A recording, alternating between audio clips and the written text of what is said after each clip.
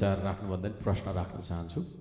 लिपुलेकमा भारतले नाका खोलेर चलाइरहँदा किन मौन छ यो सरकार? किन कूटनैतिक वार्ता गर्न सकेन? हस्ताक्षर बिनाको कूटनैतिक चिलकेटो नोटको भरमा किन चुप्पी साँधेर लुकेर बसेको छ यो सरकार? नेपाली सेनालाई सीमा रक्षामा त्यता पठायो कि सुकुम्बासी बस्तीमै दादागिरी देखाउँदै बस्यो? सीमा बनाउन नसक्नु, सीमा बचाउन नसक्नु, तर के अरे सेनाको दुरुपयोग गरेर आफ्नै गरिब जनताको बस्तीमा आतंक फैलाउनुको कारण के हो? त्यसको उत्तर चाहिन्छ हामीलाई। आज देश अभिभावकविहीन बन्न पुगेको छ। हजारौं लाखौं गरिब सुकुम्बासीहरूलाई बेघर बनाएर रुवाउने, आत्महत्या गर्न बाध्य बनाउने सरकार असफल भइसकेको हामीलाई महसुस भएको छ। संविधानको धारा 16 को 1 सम्मानजनक बाँच्ने अधिकार, संविधानको धारा 37 को 1 आवासको अधिकार, मौलिक हक उल्लङ्घन गरेको छ यो सरकारले। संविधान मिच्ने सरकारको कुनै औचित्य हुन्छ र? गरिबका भत्किएका बस्ती अनि बिजोग गरी राखिएका होल्डिङ सेन्टर्समा प्रधानमन्त्री जानुभयो कि जानुभएको छैन? कि आफ्नै कार्यालयमा लुकी बस्नु भएको छ? हामी उत्तर चाहन्छौँ। सरकारले आफै विधि थिति मिचेर अध्यादेश ल्यायो। लोकतन्त्रको याद दिलाउनु पर्ने भयो। नागरिक सर्वोच्चतालाई संसदको सर्वोच्चताले स्थापित गर्दछ।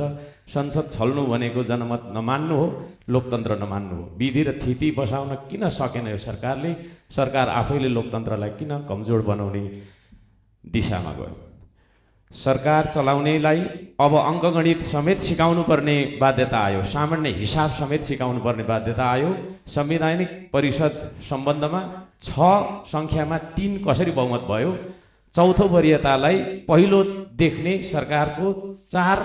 सरकारलाई 4 पहिले आउँछ कि 1 पहिले आउँछ भनेर सिकाउनु पर्ने भयो। विदेशी ऋण लिनमा विश्वकृतिमान राख्ने जस्तो देखिन्छ यो सरकारले। बिना योजना विदेशी ऋण ल्याउने सरकारले पछि आफैले व्यक्तिगत रूपमा ऋण तिर्ने हो कि आम जनताले तिर्ने हो?